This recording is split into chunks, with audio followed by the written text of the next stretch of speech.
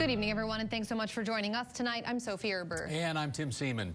Tonight, members of the Sioux City Council will decide the fate of several red-tagged homes around town. Will they stay or will they go? KCAU 9 News reporter Jessica Watson has an early look at what factors could decide the fate of those properties in our top story right now at 6. Today, while the Sioux City City Council will be deciding the fate of 14 unlivable homes in Sioux City, the cost of that demolition will still fall on the shoulders of those owners. Sioux City City Council member Dan Moore says the council is always willing to hear what the owners have to say.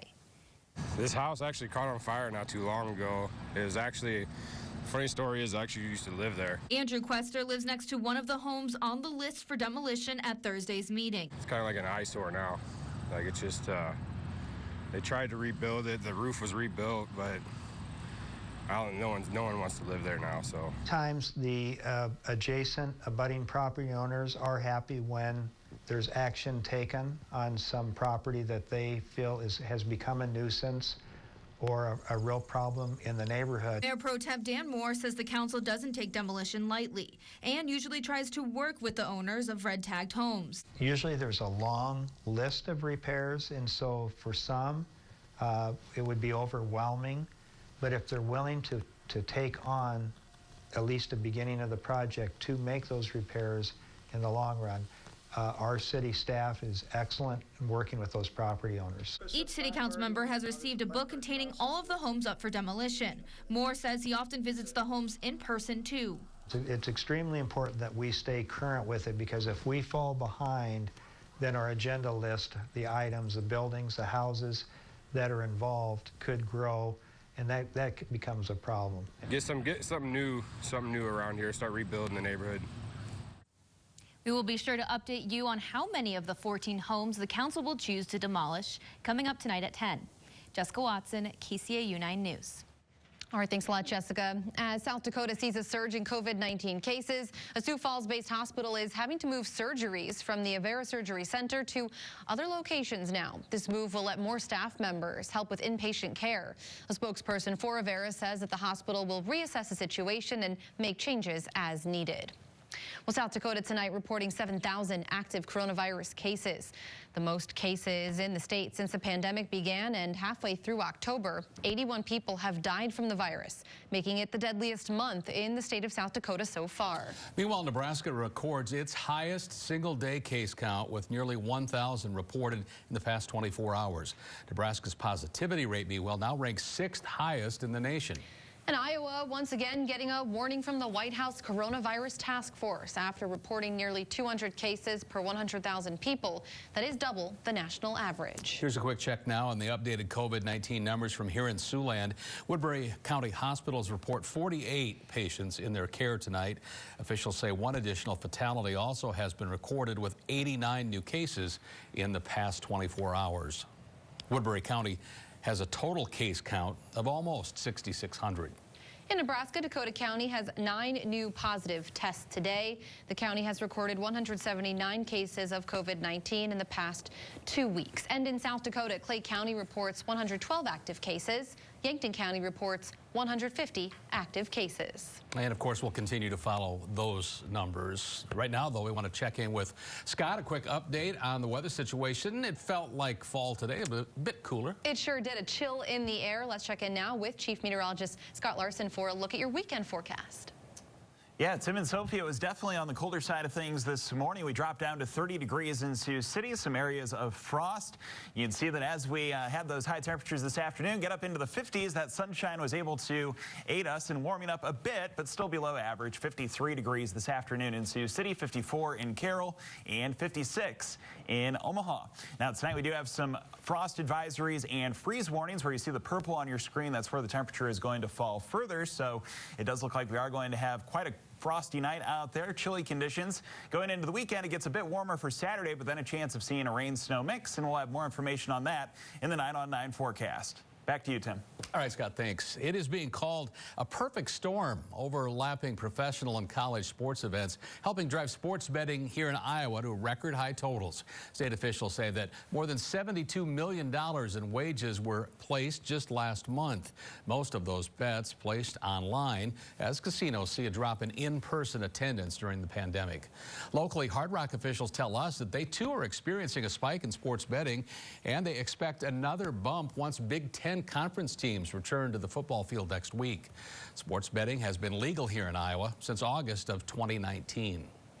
More than 1,500 people in South Dakota will soon be connected to broadband internet thanks to a $5.5 million investment from the U.S. Department of Agriculture.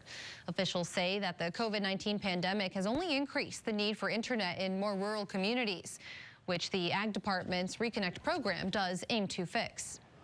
By the fact that we are putting these dollars at work to invest in capital to build out into these areas and give you the opportunity to do all the things that everyone else can do back in the cities is really important. And this isn't just something that we're doing for your sake, for your benefit. This is for the nation's benefit, and this is for the world's benefit. Internet providers will use the grant money to help people in Lincoln, Brookings, Beadle, Kingsbury, and Moody counties to better connect to the internet. Well, the South Dakota High School Activity Association is honoring a group of journalism students at Dakota Valley High School tonight. For the very first time, that journalism class has been awarded the Journalism Sweepstakes Award, and that's for their efforts in producing a monthly newspaper as well as the yearbook. The DV students beating out schools from across the state of South Dakota. The teacher of the course, Anna Michelson, has been helping mold students for the past 11 years into young journalists. She was a journalist herself and knows firsthand what's expected from the journalists in their first careers. Despite all the controversy out there and the fact that journalists are getting attacked, but some journalists aren't doing what they're supposed to be doing, it's still a really wonderful industry, and I'm really excited that my students, despite all the controversy, want to get out there and tell stories. They want to get out there and meet people. They want to be out there to hold people accountable. Students will be recognized for all their efforts during a Zoom conference call with schools across South Dakota. Pretty cool. Congratulations to all of them. Who knows, they might be standing right here someday. I was just thinking that, the next generation. We hope so. Well, scientists are looking for new ways to detect the coronavirus, and some are even turning to a rather unconventional test. Why hound dogs might be the newest health measure in public events, coming up. And some chilly conditions out there for tonight. Decent weather for both Friday and Saturday. Saturday afternoon, we'll have high temperatures back in the 60s, but later on Saturday night, the chance of seeing a wintry mix occur, and we'll talk more about that with the 9 on 9 forecast after the break. You're watching KCAU 9 News with Tim Seaman, Sophie Erber. Well, most folks will remember that specially trained dogs are often used to both smell for drugs as well as bombs. And now, dogs are being specially trained to smell if someone has COVID-19. Brian Enton explains how. These Basset Hounds and Beagle puppies are adorable, but they're not pets. They're being raised to do an important job during the pandemic. What we're doing, we're training dogs to detect the body's response to COVID-19. Heather Junqueira runs BioScent, a company near Sarasota, Florida, training dogs to detect the coronavirus. These are sweat samples, so they're 4x4 gauze pads that are placed under the armpits of the person who's positive for COVID. The COVID human sweat sample is put into one container, and regular non-COVID sweat samples are put in other containers. So we space them apart. Heather sets up the training room. Let's go find it. And then brings the dogs in one by one. The dogs are trained to sit when they smell the virus in human sweat. And while a few of the dogs were a bit distracted a few times, every one of them found the COVID sweat sample. The trainers say the key is using a variety of samples from different people with COVID. So you have to use a lot of samples, and then the dog has to figure out what's the common denominator in all these samples. And then they realize, oh, okay, that's the common denominator. That's what I get rewarded for. Here at BioScent, they have 24 adult dogs and 26 puppies that they are training for COVID. Once they turn about a year old, that's when the training starts. And the scent training takes roughly 6 weeks. They smell 10,000 times more than what we do. So You could compare it to a dog could smell a drop of perfume in an Olympic-sized pool. The international airports in Helsinki, Finland, and Dubai, United Arab Emirates are already using COVID-sniffing dogs. Heather says she's in negotiations with professional sports teams and concert venues in the United States to use her dogs. For the dogs, it's nothing but a game of hide and seek. So you hide the sample, they know that's their target odor, they go find it. Now, should the dogs alert to someone who's positive for COVID-19, a rapid COVID test is then given to that person to confirm whether they are actually positive or negative. Pretty neat. Well, officials say so far the dogs do have a 98% accuracy rate, and she says it's not dangerous for the dogs. That was one of my fears. Pretty interesting stuff, something I had not heard yet. Yeah, me neither. Well, Big Ten basketball practices are opening up this week. The coming season not far away. Jake has more from Iowa City and Lincoln coming up in sports.